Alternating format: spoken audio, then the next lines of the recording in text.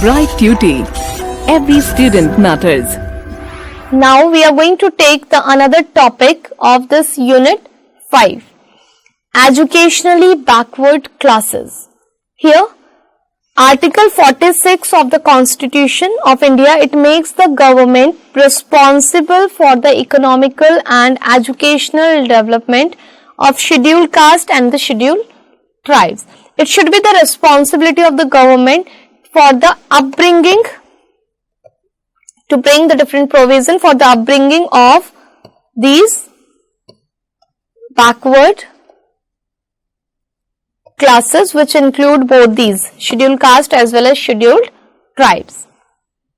It states, the state shall promote with special care the educational and economical interest of the weaker sections of the people, and in particular of scheduled caste and scheduled tribes, and shall protect them from social injustice and all forms of exploitation. So, it brings the responsibility on the part of government to protect them from any injustice or exploitation.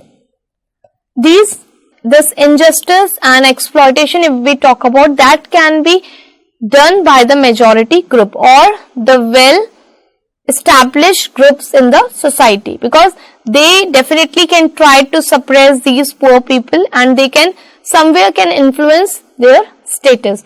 So this protection has been already mentioned in our constitution. The lot of the depressed classes will remain the same until some safeguard and measures are taken to improve their plight, because it is not easy to bring or to uplift their condition or to uplift their status. The reason being because the majority class, the majority people or those who belongs to high or rich class, they definitely don't want to give any sort of privilege to these weaker section of the society. The spirit of article is democratic, healthy and based on the high ideals of humanity. But the article that has been adopted for their protection is based on democratic, where equality, justice and fraternity are the main points has been adopted, where they are talking about the equality of all. There should not be any sort of discrimination. Same way, justice must be given to all. It should not be like that the more powerful or the rich people are having more influence and they are able to take the decision in their favor. No, it should be not like that. Equal justice must be given to all. And then if we talk about fraternity, brotherhood feelings must be there. All should be taken as a part of the single family. So these are the provision which belongs to the humanity has been added in our article. Besides that, if we talk about the weaker section of the society, particularly these scheduled caste and the scheduled tribes, they are encouraged by the government by providing them the different facilities and access to the free education. So these provision just being taken for their upliftment, so that they can also, so that the growth can be brought in their area. In some states, special facilities of education are given to economically backward people also, and different facilities are being provided to them. It has been observed by the India Education Commission that special attention is required for the education of children of these backward classes, because they don't have that access to, although the right to education is there, although we are talking about free and compulsory education for all, but still somewhere they are those who are under poverty and they are not getting these privileges. The commission recommended the children of economically weaker section to be given the special facilities. And what are these facilities? Free education in the school will be provided to them. so that they do not feel deprived and can enjoy normal childhood. For these, if we talk about the reservation policy, has been adopted, not only means the reservation policy not only for getting the education, after that just getting the job in the government department also. Beside that, if we talk about EWS category has been mentioned, according to which economically weaker sections have their reserved seats in schools, not only in government school, because there they have right to get admission even in the private schools or the private institution. This quota has been given to these economically weaker section where they could easily get the admission. So these provisions, all the steps taken just for their upliftment, just for the concern of their status in the society, to bring them to the same level where all the others are living. So this was the topic based on this economically weaker section, and here we have seen that how the provision has been given in our constitution, where they are talking about the protection of these socially and economically backward group. Even if we talk about that Mandal Commission was also formed in 1980s, and which provided its report related to this thing, and where it was given that some sort of reservation must be there for these weaker sections, so that it can help them to grow, it can help them to develop in the society. That is instructions in mother tongue.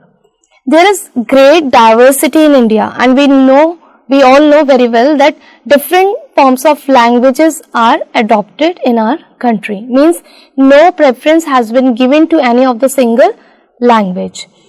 And these diverse languages spoken in our country, it shows that India is a diverse country. After the dawn of independence, mother tongue have received special emphasis as medium of instructions and subject of study also. Because we know that here if we are talking about before independence period, what was the problem there? That English was introduced as the medium of instructions, and the Britishers were more in the favor of English language instead of using Hindi as the medium of instructions in the schools or other institutions. So when we got our independence, after that the main focus was done again on the mother tongue. In the Constitution of India, it has been laid down that the study of one's own language is a fundamental right of the citizen, and according to the Constitution of India, it has been mentioned, if we are talking about a citizen of India, it's their right to select any of their language, means to have their own language to get the instructions. It should not be the compulsion on them that any particular sort of language they have to adopt or they have to opt for. No, they have their full right over the choosing of their own language. And different provisions which are mentioned in our constitution. The first one is Article 29 Part 1. Any section of the citizens, those who are residing in the territory of India or part thereof, having a distinct language, script or the culture of its own, shall have the right to preserve the same. So this Article 29 Part 1 gives the protection,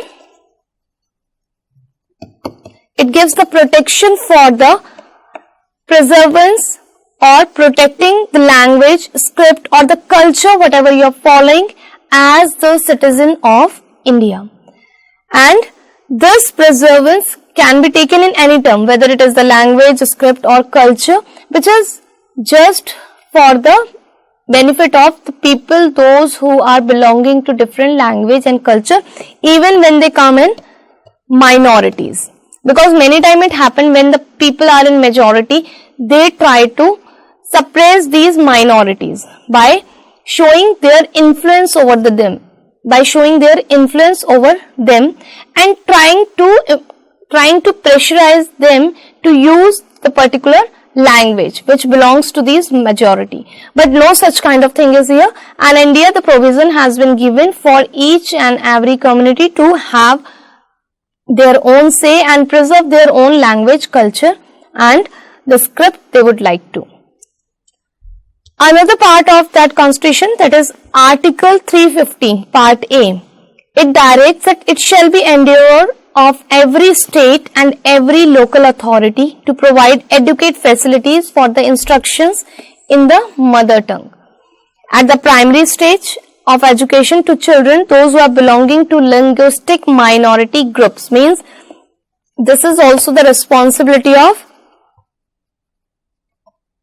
the government, the state government and the local authorities. Here they have to preserve, they have to do the arrangement for the primary stage education where they are allowing them to have the instructions in their mother tongue, means they are free. The linguistic minorities have the rights to get the education in their own mother tongue. Secondary Education Commission 1952 to 1953, it recommended that the mother tongue or the regional language which belongs to particular region should generally be with the medium of instructions throughout the secondary school stage, to the provision that for linguistic minorities special facilities should be made available.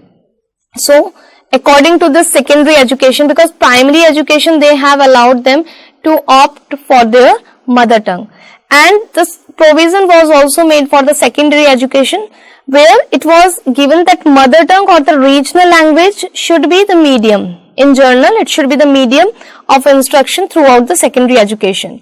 But the provision is there separately for these linguistic minorities that they should have the right to have the language or to have the access of their mother tongue even in the secondary education. Clear? Kothari Commission, the another commission here we can talk about, 1964 to 1966. It also said that at the college and university, mother tongue should be the medium of instructions. The medium of instruction in some regional school is mother tongue. So these are the provision. Why these provision has been given here? Even at the secondary level, if we talk about, or the college level, these provision has been given so that the minorities rights could be protected. They should not be suppressed by the majority people, those who are living in India. The next is promotion of Hindi. The Indian Constitution makes provision for the development and the promotion of Hindi as national language. Clear? Here if we talk about, Hindi was introduced or as a medium of instruction, and it was taken as the official language also, and English comes as secondary or the second official language, but the main language adopted after independence for official purpose was Hindi, although different states have their right to select their own regional language. There is no such compulsion over them. Article 351, it enjoins the union government the duty to promote the spread of the Hindi language, and this is the duty of the union government, means the central government, whoever will be at the center, it's their responsibility to promote Hindi as a language throughout the India, and that's why the Hindi Divas is being celebrated, and many different activities are related to Hindi, that they are conducting different programs, seminars are going on just for the promotion of Hindi. Hindi has been accepted as the official language of India as laid down the constitution in the following words, that how it has been adopted, because it was not so easy to adopt Hindi as the official language, because India being the secular state, clear, different languages are there, Even if we talk about the protest was there, protest from South India, mainly Tamil Nadu, when it was decided that Hindi will be taken as the official language, the protest started from the different parts of India, claiming that it should not, no such kind of a status should be given to Hindi. But ultimately Hindi was adopted as the official language, and how it has been mentioned, it shall be the duty of the Union to promote the spread of the Hindi language, to develop it so that it may serve as a medium of expression of all the elements of the composite culture of India. So here it was given that union government or the central government, whosoever will be in the power, it is their duty to promote the spread of the Hindi language, and it may serve as a medium of expression. It should help the people to express themselves. So that's why it was adopted as the official language. It is mentioned in our constitution. In practice, Hindi is already largely in use as a link language for the country, because majority of the people are Hindu. Clear? Here if we talk about the majority are Hindu, rest are in minorities. So Hindi already in use in our country if we talk about, and it is taken as a link language, which is reacting or which is helping to link one area with the another. And this is one of the important part of our country. If we are using the particular language, and that language helping us to connect with the different people, different region, different areas or different states, then it will be taken as the link language. The educational system should contribute to the acceleration of this process in order to facilitate and strengthen the national unity. And who else can play an important role? Through the constitution, we have taken Hindi as an official language, and we are doing the promotion through constitution. It is the duty of the central government to promote Hindi. But beside that, educational system can play an important role in that. Important role in promotion of Hindi. To the acceleration means to increase the speed of this process in order to facilitate and strengthen the national unity, because more people are connected with each other. More people, if they are going to be connected with Hindi language, so definitely they would be able to express, they would be able to share their ideas and viewpoints with other, and it will be easy to grow as a strengthened nation, as a united nation. The next provision that is mentioned in our constitution is higher education and research. Parliament has the exclusive rights to enact legislation in respect of institution and the union agencies which are mentioned in our article entries 63, 64, 65 and 66 of the union list. Union agencies which mentioned in entries of union list under 63, 64, 65 and 66. The entries which give authority to the government of India in education are given. We'll do the discussion over that. The entry 63 of the union list. Hopefully you all are aware about the list. 3 lists are there. The first one is union list. The second is state list. And the third one is concurrent list. Clear? These 3 lists are there. Few matters are there which will come under the control of union list, means that will be under the control of the central government or the union government. For example, if we are talking about banking, defense, the matters related to currency, all will come under union list. So many other topics are also there, so many other matters are also there which will be taken under union list. The state list, if we are talking about the things like, here if we talk about union list, also work on education, and union state list also include education here, agriculture and different such activities. So here all the decision will be taken by state government. Concurrent list is something where both can take the decision. Few matters are there where both either the union list or state list both have to take decision. They have to do the discussion with each other. Ultimately, the decision of the union list will be considered. So these three lists are there. So out of that union list, we are taking entry number 63.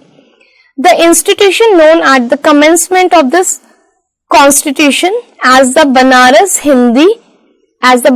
Hindu University, the Aligarh Muslim University and the Delhi University, and any other institution declared by the Parliament by law to be an institution of national importance. So, according to this article, all these big universities, if we talk about Banaras University, Aligarh Muslim University or Delhi University, all these comes under as the institution of national importance. Means these are famous all over the India, and the students all over the India are coming to get admissions in these universities or the institutions.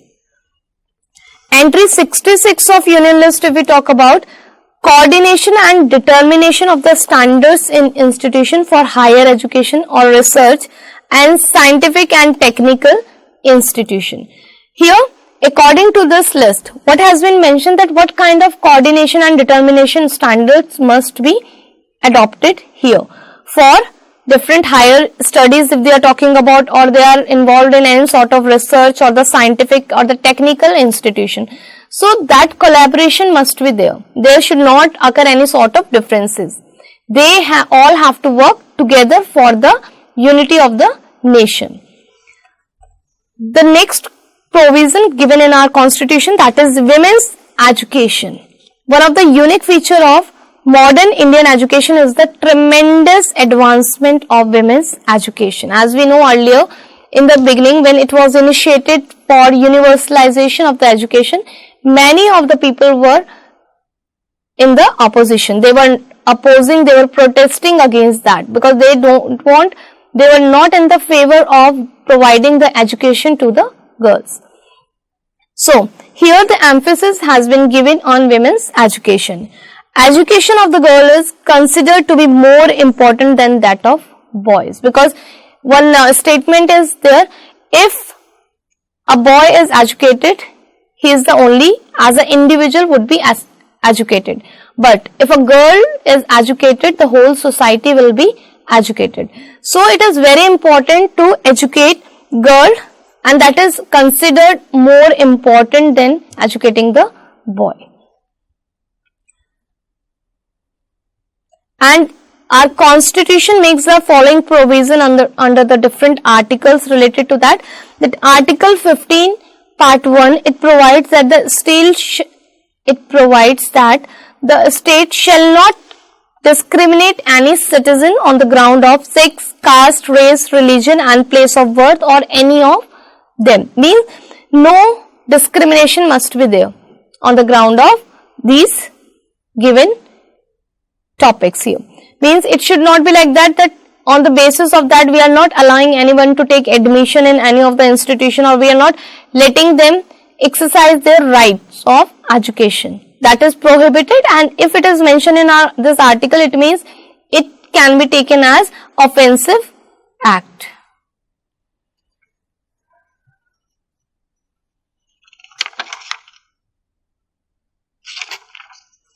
According to Article 15, Part 3, it says, nothing in this article shall prevent the state from making any special provision for women and children. And this is a responsibility of the government. And if they are going to start such kind of institution, or they are bringing some such sort of provisions which are in the favor of women and the children, so there will be no restriction over them.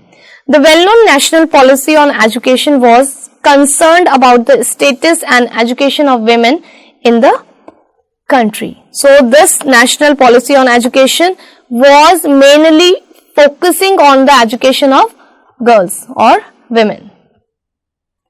It envisages that education would be used as a strategy for achieving a basic change in the status of women, because in our country, if we talk about, the status of women was not good, and still it is almost same.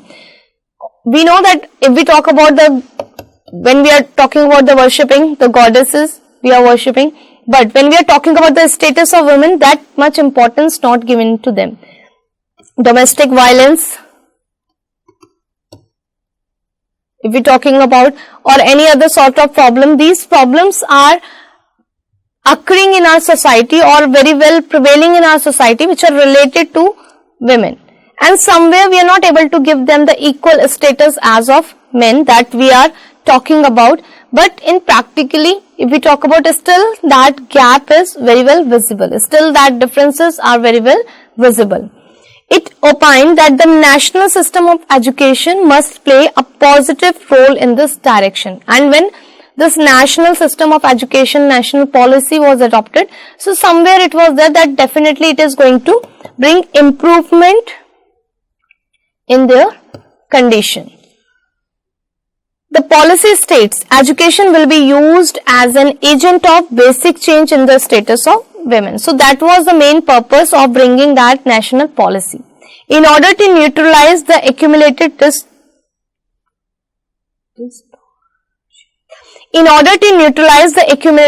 distortions of the past, there will be a well-conceived edge in favor of the women. Means whatever was done earlier, they are not going to continue with that. Now the changes will be brought, and that will be in the favor of women only. So that was the first topic of this unit 5. Now we are going to do the discussion of the question answers based on the same.